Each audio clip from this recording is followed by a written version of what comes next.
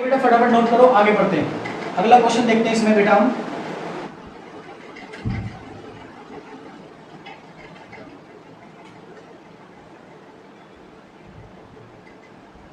अगला क्वेश्चन देखिए बेटा। अगले क्वेश्चन में क्या कह रहा है, ये कुछ इस तरीके से क्वेश्चन आ सकता है बेटा। क्वेश्चन नंबर 2 इसने बोला है कि क्वेश्चन नंबर 2 में आप लिखिएगा बेटा कि आपको एक रिएक्शन दे रखी, फॉर ए रिएक्शन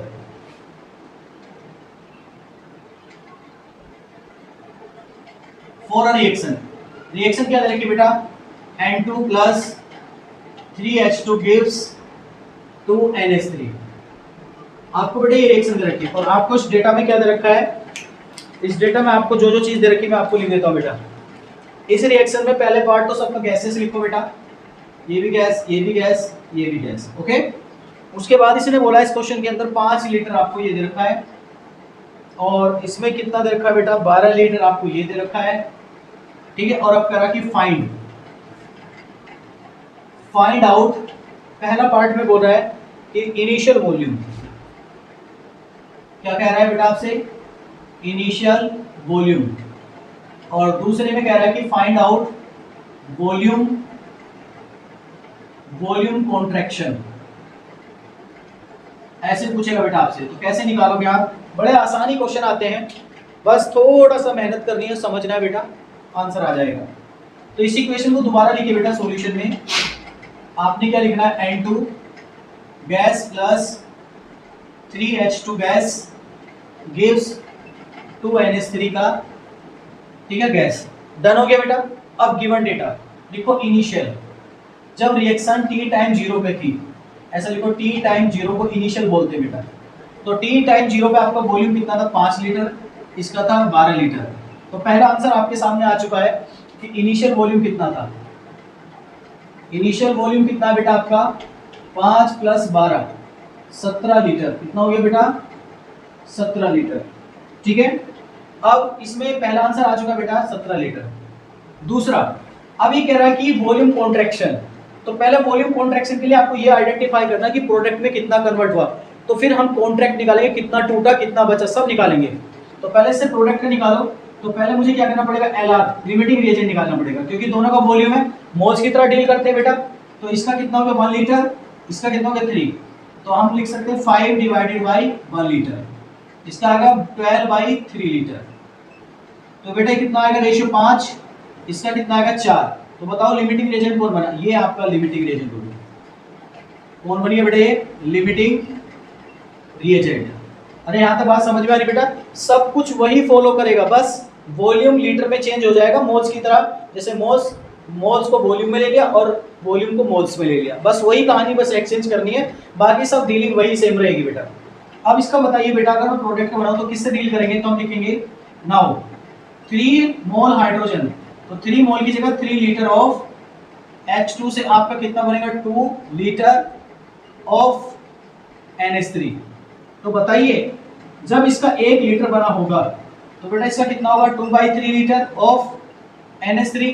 अब बताओ जब इसका गिवन कितना था, 12 लीटर, तो बताइए जब इसका 12 लीटर गिवन था तो इसका भी 12 लीटर गिवन से गिवन बनेगा बेटा, इंटू 12, तो कितना हो जाएगा 4, यह आ जाएगा 8 लीटर ऑफ NH3। मतलब आपका प्रोडक्ट में कितना बनेगा बेटा, 8 लीटर। तो अब इसमें हम निकाल सकते हैं लेफ्ट अमाउंट, कि लेफ्ट कितना बचा होगा, जो एक्सेस में है। अब लेफ्ट निकालो बेटा, अगले पॉइंट में हम क्या निकालेंगे, इसमें लेफ्ट, तो हम निकालेंगे रिमेनिंग वॉल्यूम। बेटा कॉन्ट्रैक्शन को तभी निकाल पाएंगे जब हमें प्रोडक्ट का टोटल मिल जाए, क्योंकि प्रोडक्ट में कितना बना और कितना रह गया, तभी हम उसको इनिशियल में से माइनस कर देंगे तो कॉन्ट्रैक्शन निकल के आ जाएगा। तो रिमेनिंग वॉल्यूम, अब ये बेटा इसमें एक्सेस में है तो मुझे इसका निकालना पड़ेगा, ठीक है। तो इसका डील करके निकालो बेटा, 3 लीटर हाइड्रोजन से आपका बनेगा 1 लीटर N2। तो बताइए जब इसका 1 लीटर बना होगा तो इसका कितना बना होगा, 1/3। कितना बना होगा बेटा, 1/3। तो बताइए जब इसका 12 बना, इस वाले से डील करेंगे बेटा, तो इसका कितना बनेगा, 12/3। तो कितना आ जाएगा बेटा, 4 लीटर। तो बताओ इसमें लेफ्ट अमाउंट कितना रह गया, तो लेफ्ट, तो हम इसमें लिख सकते हैं लेफ्ट कितना आ जाएगा बेटा, गिवन का लेफ्ट कैसे निकालते हैं, गिवन माइनस कैलकुलेटेड। गिवन कितना बेटा 5 और कैलकुलेटेड कितना है 4, कितना आएगा 1 लीटर। अब देखो इसको बड़े प्यार से देखना बेटा, ऐसे करके कैसे निकालेंगे कॉन्ट्रैक्शन। इस इक्वेशन को मैं दोबारा लिखता हूँ, इस इक्वेशन को थोड़ा सा मैं दोबारा लिखता हूँ, ध्यान से समझना बेटा। N2 प्लस 3H2 से आपका बना 2NH3। जब ये t टाइम 0 पे था तो बेटा इनिशियल इसका कितना दे रखा था 5, इसका दे रखा था 12, समझे। जब ये t टाइम t पर रिएक्शन कंप्लीट होगा तो बेटा इसका कितना बचेगा, जो लिमिटिंग है वो तो पूरा खर्च हो जाएगा, इसका कितना बचेगा बेटा 1, कितना बचेगा 1, ये 0 हो जाएगा, खत्म पूरा। इसका कितना बनेगा बेटा 8 लीटर। क्या मेरी बात समझ में आई? अब बताइए प्रोडक्ट में कितना मिला, तो प्रोडक्ट में कितना मिल रहा है बेटा आपको, ध्यान से समझो। प्रोडक्ट में एक तो ये मिलेगा बचा हुआ और एक ये मिलेगा, और इनिशियल कितना हो गया। अब वॉल्यूम कॉन्ट्रैक्शन कैसे निकालते हैं, वॉल्यूम कॉन्ट्रैक्शन कैसे निकालेंगे बेटा, आपका इनिशियल कितना था और फाइनल कितना मिला। क्या मेरी बात समझ में आ रही बेटा? तो इनिशियल कितना था 12 और 5 17 और फाइनल कितना मिला 9, तो बेटा कितना आ जाएगा 8 और 8 16 17, ठीक 8 लीटर आपका इसमें वॉल्यूम कॉन्ट्रैक्शन आएगा। अरे क्या मेरी बात समझ में आ रही बेटा? फटाफट इसको नोट करो, इस तरीके से आपको पेपर में क्वेश्चन आ सकता है, आपको ऐसे डील करना बेटा, फटाफट लिखिएगा, ठीक है। उम्मीद है यहाँ तक कि आपको समझ में आ चुका होगा बेटा। एक क्वेश्चन और चिपका देते हैं इससे, तो आपको और थोड़ा प्रैक्टिस हो जाएगी, तो आपको लगेगा कि हाँ भाई इस टाइप के क्वेश्चन आ सकते हैं, ठीक है। लिख लिया बेटा, चलो फटाफट इसको हटा देते हैं, अगला क्वेश्चन देखते हैं। अगले क्वेश्चन में क्या कह रहा है, कुछ डिफरेंट टाइप से देखेंगे बेटा इसमें।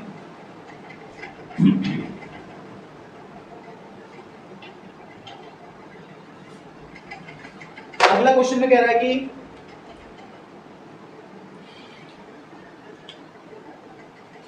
क्वेश्चन नंबर 3, ये कह रहा है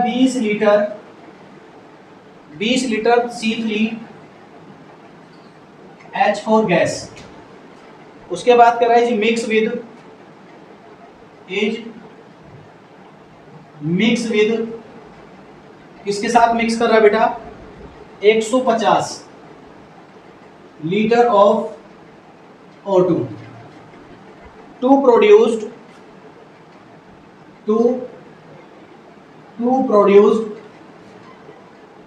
CO2 एंड H2O लिक्विड। पहले बोल दिया इसने H2O liquid. Find out the volume of each gases, find out the volume of each gases and volume contraction। ऐसे करके बेटा क्वेश्चन आएगा पेपर में। तो पहले सबसे पहले आपको इक्वेशन को ड्रॉ करना है। इक्वेशन क्या आएगी बेटा, चलो पहले क्वेश्चन को ध्यान से पढ़िए बेटा, इसका सॉल्यूशन करते हैं। आपको रिएक्शन किस किस की हो रही बेटा, C3H4 की रिएक्शन किसके साथ हो रही, O2, ये भी गैस है ये भी गैस है, और आपसे बोला है ये CO2 gas plus H2O liquid. और मैंने पहले ही बोल दिया था कि अगर कोई भी पार्ट सॉलिड और लिक्विड में आएगा वो बेटा एडियोमेट्री के अंदर कंसीडर नहीं किया जाएगा, ओनली गैसियस पार्ट, समझे। चलो अब इसमें गिवन डेटा लिखते हैं। t टाइम 0 पर इनिशियल t टाइम 0 पे कितना होगा, जब ये रिएक्शन स्टार्ट नहीं हुई थी। इसका 20 लीटर था, इसका 150 लीटर था। तो पहले रिएक्शन को बैलेंस करो बेटा, बैलेंस करते हैं। तो बैलेंस करने का तरीका है आपका, बड़ा ही आसान तरीका होता है। सबसे पहले जिसमें नंबर ऑफ एटम सबसे ज्यादा हो उसको बैलेंस करो। इसके कितने बेटा 3, आंख में इसके 3 लगा दो। हाइड्रोजन कितने हो गए 4, आंख में इसके 2 लगा दो, बैलेंस। अब सबसे लास्ट में ऑक्सीजन 3 2 6 और 2 8, तो कितना आएगा बेटा 4, बैलेंस हो गया, खत्म। अब इसके बाद इसमें पहले आपको लिमिटिंग रिएजेंट निकालना पड़ेगा। तो इसमें इनिशियल वॉल्यूम कितना हो गया बेटा, इनिशियल वॉल्यूम कितना हो गया 20 प्लस 150 170 लीटर हो गया। ये आगे जरूर पड़ेगी क्योंकि हमें आपको वॉल्यूम कंट्रैक्शन निकालना है। तो वॉल्यूम कंट्रैक्शन कैसे निकालते हैं? Initial minus final. चलो बेटा, अब पहले इसमें लिमिटिंग रिएजेंट निकालो। लिमिटिंग रिएजेंट बराबर क्या होता है बेटा? 20 डिवाइडेड बाई 1। इसका 1 लीटर होगा। Moles upon stoichiometric coefficient 150 divided by 4। तो इसका तो बेटा 20 ही आ जाएगा। अब इसका निकालो कितना आएगा? 4 तिया 12 बचे 3। 3 को करेंगे बेटा कितना हो जाएगा? 4 तिया 12, 3 बचा 30 हो गया, 7 चौक 28, 2 बचेगा। लिमिटिंग रिएजेंट कौन है बेटा? ये आपका बन गया लिमिटिंग रिएजेंट। क्या बन गया बेटा आपका? ये लिमिटिंग रिएजेंट। तो डील कर दो। अब देखो कैसे करेंगे। 1 मोल या 1 लीटर C3H4 से आपका 3 लीटर CO2 बना। तो पहले उसने पूछा कि गैसियस सभी का आपको वॉल्यूम भी चाहिए। तो मैं क्या लिख सकता हूँ बेटा? जब इसके 20 लीटर बने होंगे तो इसका कितना बना होगा? 3 × 20 लीटर ऑफ CO2। तो कितना आ जाएगा बेटा? ये 60 लीटर ऑफ CO2। ठीक है, कितना बनेगा बेटा इसमें? 60 लीटर ऑफ CO2। वाटर का तो बन ही नहीं सकता। अब ये एक्सेस में है तो पहले इसका लेफ्ट निकालो कि कितना बचा होगा। तो फिर दोबारा डील करेंगे बेटा। डील यहाँ पे लिखना चाहोगे CO2 के लिए था, अब डील्स विद ऑक्सीजन के लिए। ऑक्सीजन के लिए डील करो बेटा। हम क्या लिख सकते हैं? 1 मोल या 1 लीटर C3H4 से आपका क्या बनेगा? बोलो बच्चा। 4 लीटर। क्या बनेगा? 4 लीटर ऑफ ऑक्सीजन। अरे सही है, आसान है बेटा। तो बताइए, जब इसका गिवन कितना है? Initial 20 litre. तो इसका 20 लीटर से कितना बनेगा? बोलो भाई, 20 लीटर से कितना बनेगा? सीधा 80 बन जाएगा। यूनिटरी मेथड 4 × 20 कितना हो जाएगा? 80 लीटर। ओके बेटा, 80 लीटर हो गया। Very good. अब इसमें बताओ, ये तो आपका बना कैलकुलेटेड। अब आपको बेटा गिवन कितना था? तो इसमें लेफ्ट निकाल लो। लेफ्ट बराबर गिवन माइनस कैलकुलेटेड। आसान है बेटा। तो गिवन कितना दे रखा था आपको? 150 और कैलकुलेटेड कितना? 80 लीटर। तो कितना आ जाएगा बेटा? 70 लीटर। आगे बेटा, अब हम क्या निकाल सकते हैं इससे? Volume contraction. क्या निकाल सकते हैं? Volume contraction. तो बताइए बेटा, वॉल्यूम कॉन्ट्रैक्शन कितना आएगा? वॉल्यूम कॉन्ट्रैक्शन बराबर आएगा गिवन मतलब इनिशियल माइनस फाइनल। बताइए बेटा, इनिशियल कितना दे रखा है आपको? इनिशियल कितना दिया था? 170। फाइनल कितना आएगा? फाइनल कितना आएगा बेटा? जो बचा है और जो बना है। तो बना कितना है? 60 और बचा कितना है? 70। तो बेटा हम ब्रैकेट में लिख सकते हैं 60 + 70। तो कितना आ जाएगा बेटा? 170 माइनस 130। तो कितना आ जाएगा बेटा आपको? 40 लीटर। Volume contraction answer. अरे बहुत ही आसान क्वेश्चन आते हैं बेटा, आराम से कर सकते हो। बस आपका कॉन्सेप्ट क्लियर होना चाहिए। स्मूथली चलते रहो, सब क्लियर हो जाएगा। ठीक है, फटाफट नोट करो बेटा। ये टॉपिक भी खत्म हो गया, हम अगले टॉपिक की ओर बढ़ते हैं। फटाफट नोट करो।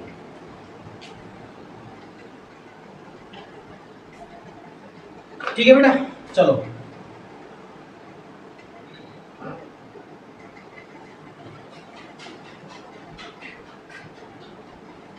फटाफट नोट करो।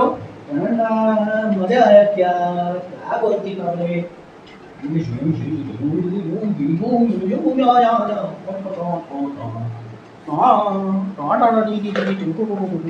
चलो अगला टॉपिक देखते हैं बेटा। इसमें इसी तरीके से आप किसी का भी बेटा निकाल सकते हो। अब इसमें कहता है कि एडियोमेट्रिक टेस्ट।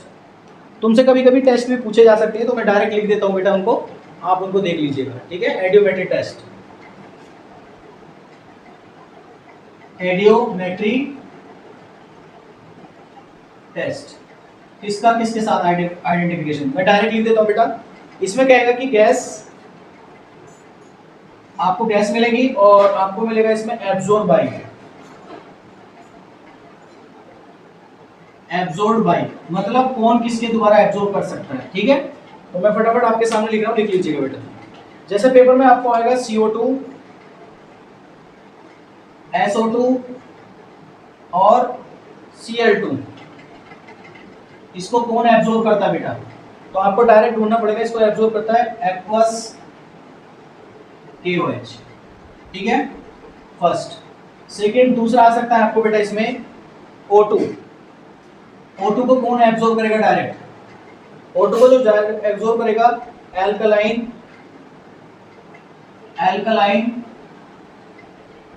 पायरोगैलोन बेटा, ठीक है। तीसरा इसमें आपको आता है, अगर हम तीसरे की बात करते हैं O3 को बेटा इसमें कौन एब्जॉर्ब करता है? टर्पिटाइन ऑयल, ठीक है बेटा, ये होता है। CO फोर्थ होता है बेटा आपका CO को कौन ऑब्जर्व करता है? Ammoniacal Cu2Cl2। फिफ्थ नंबर इसमें आता है बेटा आपका अमोनिया और HCl, इसको कौन एब्जॉर्ब करता है? इसको करता है बेटा वाटर। और सिक्स नंबर पे वाटर को भी कोई ना कोई एब्जॉर्ब करके लेके चला जाता है, इसको करता है CuCH4 CaCl2, समझे? तो बेटा ये पेपर में आएगा कि आपको ऐसे बोलेगा कि मेरी कोई रिएक्शन हुई तो CO2 गैस पास की, तो मैंने एक्वस KOH डाला, तो उसको एब्जॉर्ब, उसका एस्टिमेशन किसके द्वारा करते हैं? KOH। तो KOH से हम उसको वॉल्यूम निकाल सकते हैं, तो आपको उस टाइम KOH का वॉल्यूम मिलेगा। तो KOH के वॉल्यूम से हम किसका वॉल्यूम निकाल सकते हैं? CO2 का, क्योंकि CO2 को यही एब्जॉर्ब कर सकता है। कितना एब्जॉर्ब करेगा? जितना इसका वॉल्यूम देगा। तो इसके वॉल्यूम से हम इसका वॉल्यूम आइडेंटिफाई कर सकते हैं, CO2 का। ध्यान रखोगे। तो बेटा कुछ गैस है जैसे CO2, SO2, Cl2 अगर पास हो रही हैं, उनको कोई अगर उस पर लिखा है कि इन प्रेजेंस, उसको KOH एब्जॉर्ब कर लेता है, तो बताइए CO2 का वॉल्यूम कितना होगा? तो इसके वॉल्यूम से हम इनका वॉल्यूम आइडेंटिफाई कर सकते हैं। ये हिंट देने के लिए आपको ये चीज मिलती है कि भाई जो वॉल्यूम इनका है वही वॉल्यूम इनका निकल के आएगा, क्योंकि ये गैस को ही उसी गैस को एब्जॉर्ब करेंगे जो इनके नेचर में है, समझे? तो CO2, SO2, Cl2 को आइडेंटिफिकेशन किससे करते हैं? KOH से। O2 का किससे करेंगे? एल्कलाइन पायरोगैलोन से। O3 का टर्पिटाइन ऑयल से। CO का अमोनिकल CuCl2, अमोनिया और HCl। अमोनिया और HCl का बेटा हम किससे करते हैं? वाटर से करते हैं। और लास्ट H2O का किससे करते हैं? कॉपर सल्फेट और कैल्शियम क्लोराइड, समझे बेटा? ध्यान रखोगे इन तरीके इनके वॉल्यूम से हम इनका वॉल्यूम निकाल सकते हैं। तो डायरेक्ट भी क्वेश्चन कभी कभी आ जाता है, डायरेक्ट एमसीक्यू पूछ लेगा कि बताइए ऑक्सीजन का वॉल्यूम को हम किससे आइडेंटिफाई करते हैं? तो आपके ऑप्शन में एल्कलाइन पायरोगैलोन लिखा होगा, तो उस पर टिक लगाना होगा।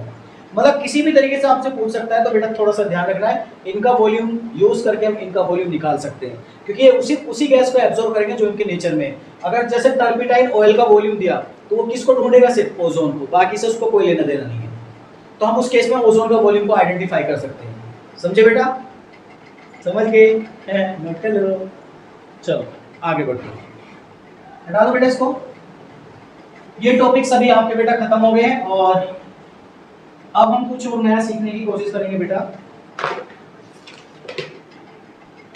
एस्टिमेशन ऑफ, देखो डायरेक्ट मैं फॉर्मूला बेस लिखाऊंगा आपको, ठीक है बेटा? तो इनको फटाफट लिख लीजिएगा, मैं आपकी स्क्रीन पे लिख देता हूँ, बाकी आप लिखते रहिएगा, बाकी आप समझदार बच्चे हो। Practical chemistry,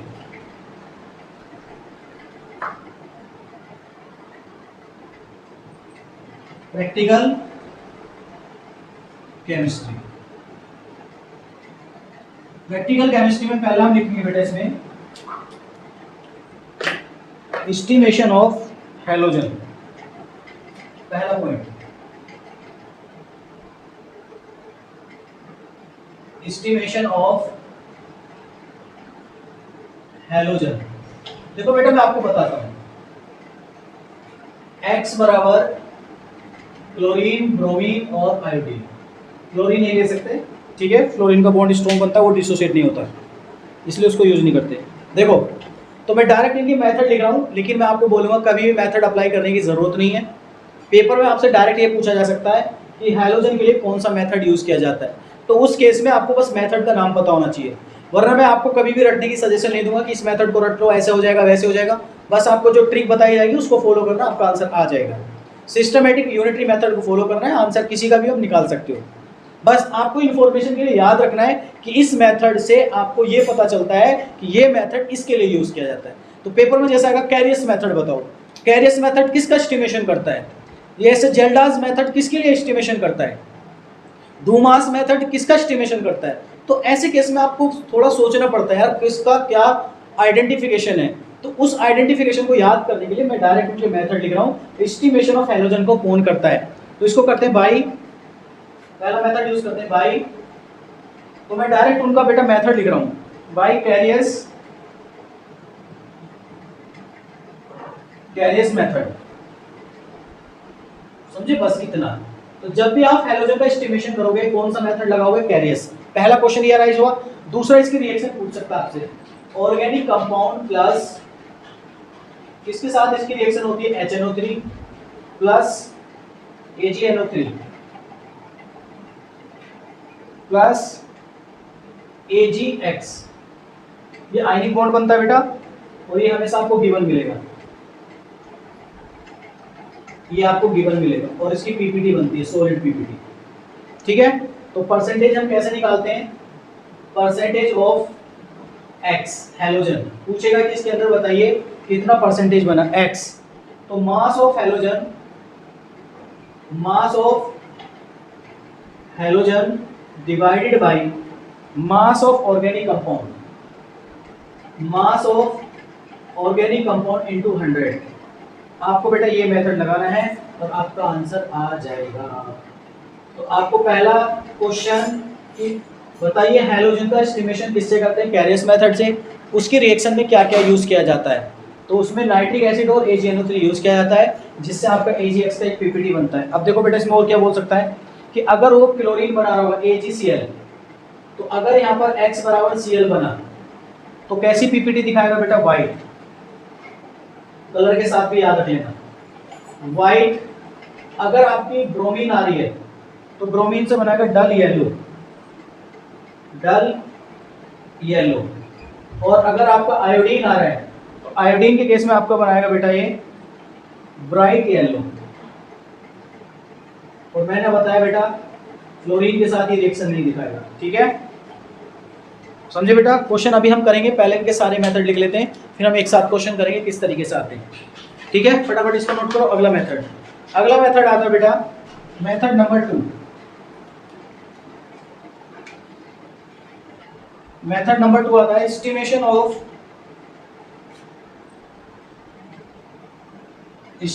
of carbon and hydrogen, ठीक है बेटा। डायरेक्ट रिएक्शन इनकी दिमाग में रखनी है, जैसे जैसे मैं लिख रहा हूं वैसे वैसे आपको याद रखना है। तो बेटा इसमें एस्टिमेशन ऑफ कार्बन और हाइड्रोजन का किससे करते हैं, लाइबिक्स method, bye लाइबिक्स method.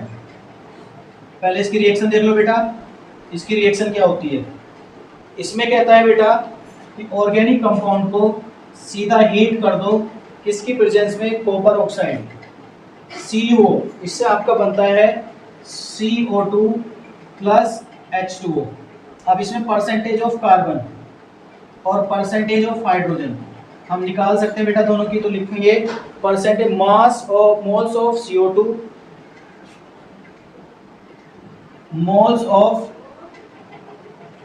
CO2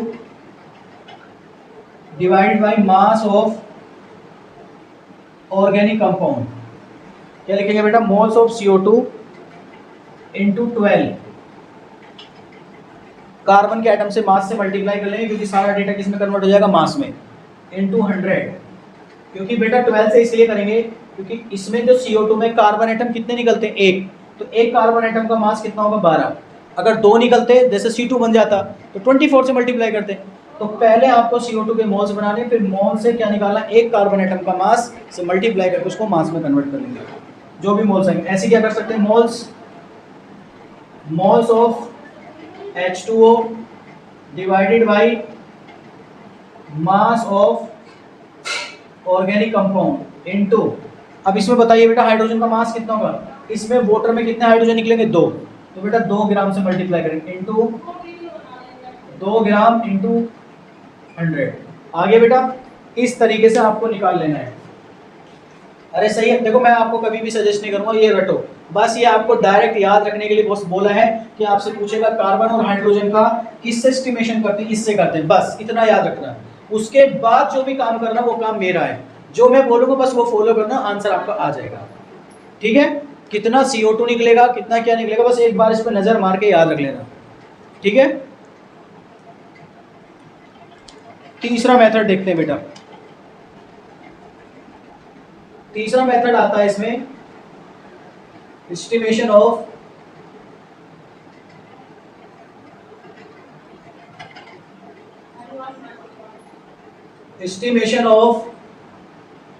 nitrogen. Nitrogen का कैसे एस्टिमेशन करते हैं बेटा? तो इसमें एस्टिमेशन ऑफ नाइट्रोजन कैसे करेंगे?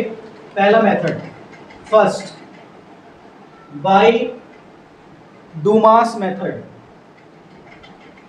डूमास मेथड की रिएक्शन होती है बेटा, पहले उस रिएक्शन को याद रखना है। ऑर्गेनिक कंपाउंड, इसको हीट करना है इन प्रेजेंस CuO और यहां से बनता है बेटा N2। बस याद रखना जब भी डूमास मेथड होगा उससे N2 निकलेगा। और एक N2 का मास कितना होता है? एक N2 का मास होता है 14 ग्राम, तो 2 का कितना हो जाएगा? 28 ग्राम। तो आप जब भी मास निकालोगे तो उसमें 28 से मल्टीप्लाई करोगे। क्यों? क्योंकि डूमास मेथड ने बताया कि जब भी निकलेगा वहां से N2 निकलेगा। तो बस आपको ये ध्यान में रखना है, बाकी जैसे हम बताएंगे वैसे वैसे आप करते चल रही। तो परसेंटेज ऑफ नाइट्रोजन कैसे निकालेंगे बेटा? इसमें मोल्स ऑफ N2 इंटू 28, भाई जितना मोल्स निकले उसको 28 से मल्टीप्लाई कर देंगे, divided by mass of organic compound into 100। ये आपका बेटा फॉर्मूला बन के तैयार हो गया जब आप डूमास मेथड लगाओगे। ठीक है, अगला केस इसमें आता है बेटा, दूसरा आता है इसमें, ये फर्स्ट मेथड इसका सेकंड मेथड भी आता है जेल्डाल मेथड। के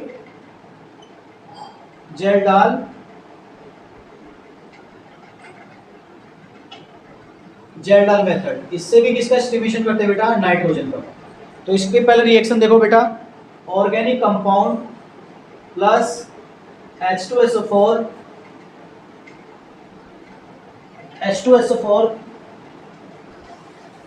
इसकी जब रिएक्शन कराते हैं तो इससे बनता है NH4 का ट्वाइस SO4। ठीक है बेटा, इसको फर्दर डिकम्पोज करेंगे तो आपका NaOH के साथ डालेंगे तो इससे निकलता है बेटा NH3। क्या निकलता है इससे बेटा? NH3। तो आपको NH3 के साथ ही बनाना है। ठीक है, NH3 प्लस H2SO4। तो बताओ बेटा अमोनिया में कितना नाइट्रोजन निकला? 1। तो 1 मोल के लिए कितने से मल्टीप्लाई करेंगे? 14 ग्राम से। यहाँ पे हमेशा N2 निकलेगा तो 28 से करेंगे। तो परसेंटेज ऑफ नाइट्रोजन बराबर क्या आएगा बेटा? इसमें डायरेक्ट आप फॉर्मूला लिख सकते हो, molarity into molarity volume into 14 into N factor divided by mass of organic compound into 100। ये ऊपर आना चाहिए वैसे मेरे हिसाब से, चलो थोड़ा स्पेस कम है तो यहाँ पे लिख सकता हूँ परसेंटेज ऑफ नाइट्रोजन बराबर कितना आएगा? Molarity into volume into 14 into N factor into 100 divided by mass of organic compound. अरे सही है बेटा, ये आपको फॉर्मूला लगाना है। तो देखो यहाँ से एक ही एटम निकलेगा तो एक ही एटम का मास आपको लेके चलना है। ठीक है, तो इसको डब्बे में बंद कर लेना बेटा, ये फॉर्मूला इसके लिए लगाना है। समझ गए? फटाफट नोट करो बेटा, जो जो मैं बोल रहा हूँ बस आपको डायरेक्ट वैसे वैसे याद कर लेना, इससे ही काम आपका हो जाएगा। डायरेक्ट अगर क्वेश्चन पूछेगा तो इसी पैटर्न में पूछेगा। न्यूमेरिकल कैसे करेंगे वो हम देखेंगे बाद में। अगला बेटा देखो मेथड इसमें कौन सा आता है? मेथड नंबर 4, एस्टिमेशन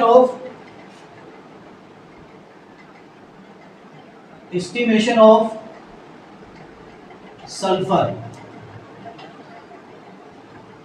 ठीक है बेटा, एस्टिमेशन ऑफ सल्फर। अब सल्फर का एस्टिमेशन करना है हमें, तो आपको क्वेश्चन दे रखा है इसमें, इसकी रिएक्शन देखो बेटा।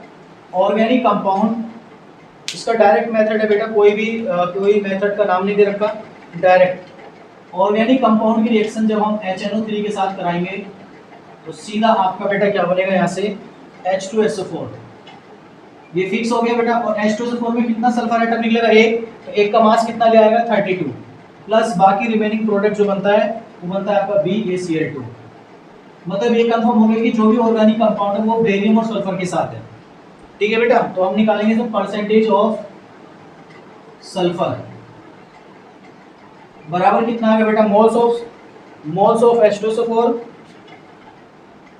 मोल्स जो भी निकल जाएंगे मोल्स ऑफ H2SO4 इनटू कितने से मल्टीप्लाई कर दो, 32 से, क्योंकि सल्फर तो यहीं से निकलेगा, और mass of organic compound into 100। अरे सही है बेटा, इससे आपका फॉर्मूले से ऐसे निकाल सकते हो बेटा। ये आपका फॉर्मूला बन के हो गया सल्फर के लिए। लास्ट एस्टिमेशन आता है बेटा इसमें 5th, उसमें हम लिख सकते हैं एस्टिमेशन ऑफ फॉस्फोरस। फॉस्फोरस का एस्टिमेशन कैसे करते हैं, पहले उसकी रिएक्शन देखेंगे बेटा, क्या रिएक्शन दे रखी है, क्योंकि बेटा रिएक्शन बहुत जरूरी है। डायरेक्ट ये क्वेश्चन पूछा गया है, जेई में उठा के देखो, आपको कहीं ना कहीं क्वेश्चन डायरेक्ट पूछा गया है कि बताइए ये जो मेथड है, इस मेथड में किसकी प्रेजेंस में ये आपका ये प्रोडक्ट मिलेगा, इसका एस्टिमेशन करने के लिए तो आपको डायरेक्ट रिएक्शन का पता भी होना चाहिए कि किस किस की रिएक्शन के साथ आपको प्रोडक्ट दिखाएगा। सही है बेटा, तो इसमें लिखेंगे last organic compound plus HNO3 gives, उसके बाद दे रखा है बेटा इसमें H3PO4 plus NH3 plus Mg का कॉम्प्लेक्स, कोई मिक्सचर बनता है, मतलब मैग्नीशियम के साथ कोई मिक्सचर बन के आता है। अब उस Mg मिक्सचर को देखेंगे कौन है बेटा, ठीक है, तो वो Mg मिक्सचर को जब हम फर्दर डिकम्पोज करते हैं तो उससे क्या निकल के आता है बेटा, Mg2P2O7, समझे बेटा।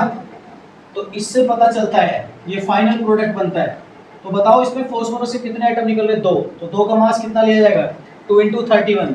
तो बेटा जब भी क्वेश्चन आएगा ये आपको जरूर गिवन मिलेगा, भूलना नहीं है इसको, और इसी के बेस से आपका आंसर निकलेगा। तो इसका परसेंटेज लिखिए बेटा, परसेंटेज ऑफ फॉस्फोरस बराबर क्या आएगा बेटा, मोल्स ऑफ फॉस्फोरस इनटू 2 × 31। जो भी फॉस्फोरस है बेटा, कंपाउंड है फॉस्फोरस के, 2 × 31 divided by mass of organic compound into कितना आएगा, बेटा 100। ठीक है, ये सारे आपको मेथड याद होने चाहिए बेटा। अगर आपको ये सारी चीज़ें याद हैं तो आप किसी का भी मेथड के बारे में बता सकते हो कि किसमें कितने एटम्स आएंगे, किसमें कितना मास आएगा। फटाफट ये नोट कर लीजिएगा। आगे बढ़ते हैं बेटा, अब हम डायरेक्ट क्वेश्चन करते हैं, पेपर में क्वेश्चन किस तरीके से पूछा जाता है अब वो समझते हैं। लिख लो इसको बेटा फटाफट, हो गया, चलो हटा देते बेटा इसको। 2-3 क्वेश्चन दे रखे इस मेथड के ऊपर, बाकी आप कितना भी टिपिकल क्वेश्चन आए कभी आपका प्रॉब्लम नहीं होगा। जैसे हम बोलेंगे वैसे वैसे आपको करना है। मैं सारे मेथड भूल चुका हूँ, मुझे कुछ भी याद नहीं है, लेकिन जब पेपर में आ गया तो मैं कैसे करूँगा बेटा। तो क्वेश्चन उठा लेते हैं, देखते हैं बेटा बुक के अंदर क्वेश्चन किस तरीके से अरेंज किया गया है।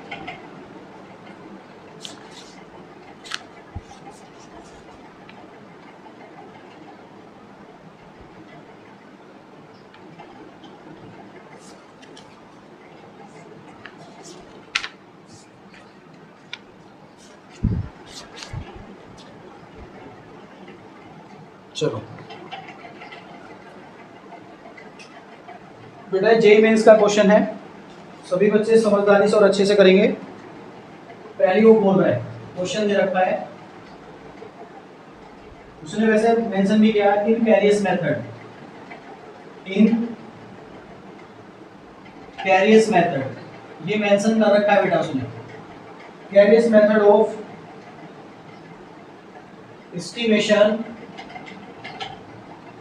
estimation of halogen of halogen 250 milligram of an organic compound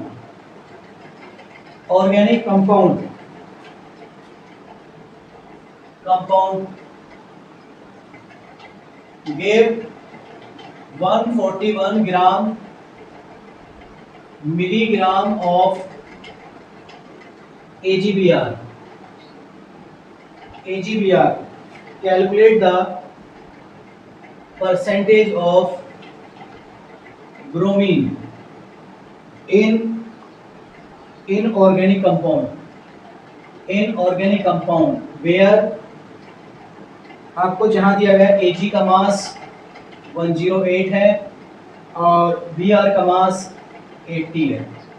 ये 2015 का क्वेश्चन है बेटा, तो लिखना चाहो 2015 PYQ, मतलब जेईई मेंस का 2015 का क्वेश्चन बेटा।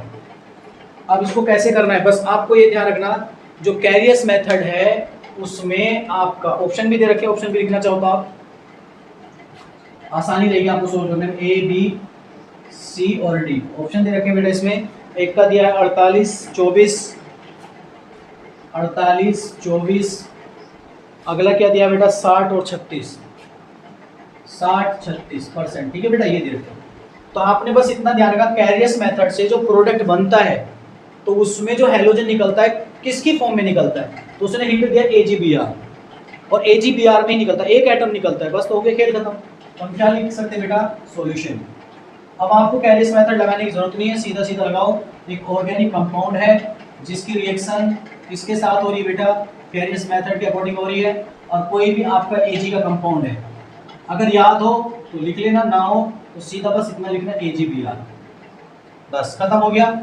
इसका W कितना दे रखा है आपको बेटा, इसका W कितना दे रखा है आपको, कहाँ गया 250 इंटू 10 की पावर -3 ग्राम, क्योंकि मिलीग्राम में दे रखा है। और AgBr कितना मिल रहा है बेटा इसमें, W बराबर 141 इंटू 10 की पावर -3 ग्राम। तो पहले बेटा इसके मोल्स बना लो, मोल्स बराबर कितना आएगा बेटा, मोल्स बराबर आएगा इसमें 141 इंटू 10 की पावर -3 डिवाइडेड बाई Ag का मास कितना आएगा 108 प्लस 80, 141 इंटू 10 की पावर -3 डिवाइडेड बाई, ये आपका जाएगा 8, यहाँ पर जाएगा 8, यहाँ पर कितना आएगा 1, ये आ जाएगा बेटा। अरे सही है, कुछ गड़बड़ तो नहीं हुआ। 108 80 8 8 181 है ना। तो इसको देखो बेटा, कुछ समथिंग कितना कट सकता है, चलो काट के देखो 3 से कितनी बार कटेगा, 3 छंग 18 नहीं कट रहा, 3 से 2 से काटो, 2 से जब भी नहीं कट रहा। चलो अभी ऐसे रहने दो, 141 बाद में देख लेंगे, कुछ कट फट सकता है, ठीक है बेटा। ये मोल आ गया। अब आपको यूनिटरी मेथड लगाना है, क्या हमें यूनिटरी मेथड लगाना। अगर मुझे Br का मास मिल जाए तो बेटा मैं परसेंटेज निकाल सकता हूँ, तो मैं लिखूंगा 1 मोल, यूनिटरी मेथड 1 मोल AgBr से आपका क्या बनेगा, एक Ag एटम बनेगा। तो मैं क्या लिख सकता हूँ, 1 मोल Ag एटम और प्लस 1 मोल क्या बनेगा बेटा, Br एटम। क्या मेरी बात समझ में आ रही बेटा, हाँ या ना में जवाब दो। तो बताइए इसके कितने मोल बने, 141 इंटू 10 की पावर -3 डिवाइडेड बाई 188। तो बेटा इसका अगर 1 है तो इसका भी 1 है, इसका भी 1 है, मुझे इससे मतलब है, क्योंकि बाकी से मुझे कोई मतलब नहीं है। क्यों, क्योंकि मुझे Br की परसेंटेज निकालनी है। तो बेटा इसके मोल कितने बन गए, 141 इंटू 10 की पावर -3 डिवाइडेड बाई 188। देख सकता हूँ बेटा, अब ये मोल्स है लेकिन मुझे चाहिए मास। तो अगर मैं इसके मोलर मास से मल्टीप्लाई कर दूं तो W की वैल्यू कितनी आ जाएगी, 141 इंटू 80 इंटू 10 की पावर -3 डिवाइडेड बाई 188। ये किसका आ गया बेटा, ये ब्रोमीन के लिए आ गया। अब हमें परसेंटेज निकालनी है, तो थोड़ा सा दिमाग लगाना है। परसेंटेज ऑफ ब्रोमीन बराबर कितना आएगा, मास क्या लिखेंगे बेटा, mass of bromine atom divided by mass of organic compound into 100। याद करो परसेंटेज वाला फॉर्मूला, परसेंटेज में क्या, परसेंटेज ऑफ एलिमेंट में क्या लगाते थे, mass of element divided by total mass of compound, वही तो किया है। बस आपको ये दिमाग में रखना जो प्रोडक्ट में बन रहा है उसमें कितने आइटम आते हैं, बस उसके लिए रिएक्शन तुम्हें कैरेक्टरिस्टिक याद रखनी है। तो Br का कितने मास आया बेटा, 141 इंटू 80 इंटू 10⁻³ डिवाइडेड बाई ये 188 नीचे आ जाएगा इंटू, अब इसका मास कितना करेगा बेटा, 250 इंटू 10⁻³ इंटू 100।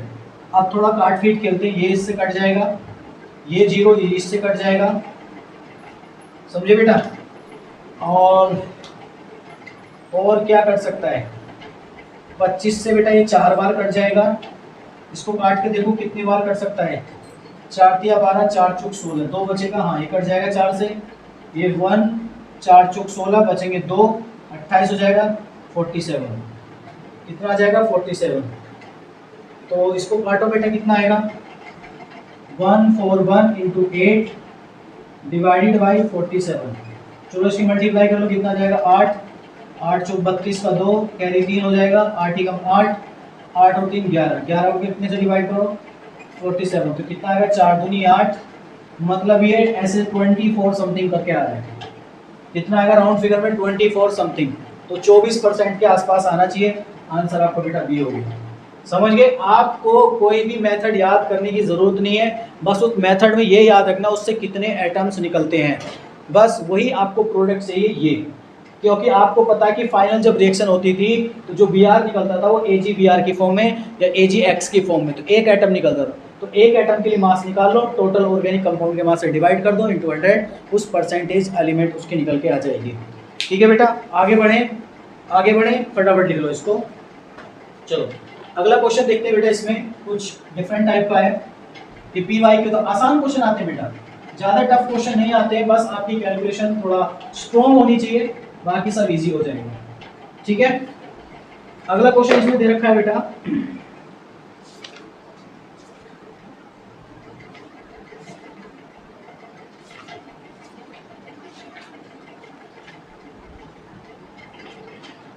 अगला क्वेश्चन में क्या दे रखा है बेटा, क्वेश्चन को लिखिएगा ध्यान से। क्वेश्चन कह रहा है कि एक सल्फर दे रखा है आपको, मैं क्वेश्चन लिख देता हूँ बेटा पूरा, अच्छा क्वेश्चन ये भी, ये कह रहा है in sulphur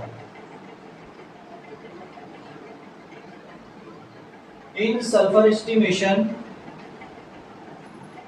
0.471 gram of N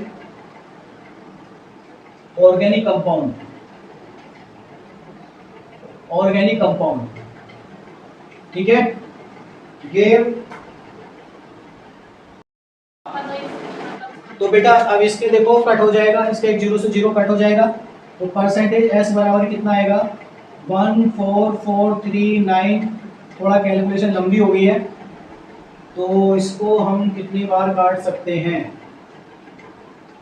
इसको अगर 7 से मल्टीप्लाई करो, 7 से 21 नहीं जाएगा, 6 से करूँ 8 नहीं जाएगा, अच्छा इसको अगर 9 से करूँ 9, 9 7 63, देखो ये थोड़ा सा हिंट मिल रहा है यहाँ से, अगर मैं यहाँ से बेटा 471 की मल्टीप्लाई 9 से करूँ तो कितना आएगा, 9 और यहाँ पर आ जाएगा आपका कुछ नहीं आएगा, 9 से 63 3 आ जाएगा, यहाँ पर 6 आ गया, 9 चौक 36, 36 और 6 कितना हो गया, 36 और 6 है 42, ये भी नहीं आएगा, चलो डायरेक्ट कर लेते हैं, कोई बड़ी बात नहीं इसको, ठीक है, इंटू 32 डिवाइडेड बाई 233, 320 हो जाएगा ये, इंटू 471, जो भी निकल के आएगा वो आपका परसेंटेज आंसर।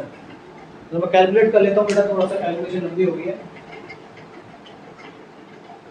ठीक है, तो फटाफट कैलकुलेशन करते हैं इसकी, कितना आएगा, 14439 into 320 divided by 233 divided by 471, ये बेटा एग्जैक्ट आपका इसमें जो आ रहा है एग्जैक्ट वो आ रहा है 42.1, कितना आ रहा है 42.1%, ये आपका आंसर आ गया। थोड़ा सा बस कैलकुलेटेड पार्ट होगा, बाकी सारी चीज़ें आपको आसान मिलेगी। उम्मीद है बेटा यहाँ तक कि सारी चीज़ें आपको क्लियर हो गई होंगी, और यहीं पे आपका चैप्टर ये खत्म हो जाता है। स्माइल के साथ एंड करते हैं इसको। और इसमें कुछ पार्ट बचा है जो आपने पढ़ा होगा स्टार्टिंग में 11th क्लास में, law of conservation of mass, और ये बचा है बेटा, है ना, लॉ ऑफ डेफिनेट प्रोपोर्शन। ये आप देख लीजिएगा, बेसिक डेफिनेशन पार्ट पे होते हैं, ज़्यादा इनसे कभी क्वेश्चन वगैरह आते नहीं है। क्वेश्चन जब भी आएंगे तो बहुत अच्छे अच्छे टॉपिक्स हैं इसके अंदर, उनसे पूछे जाते हैं, उनको इन्फॉर्मेशन के तौर पे आप पढ़ सकते हो।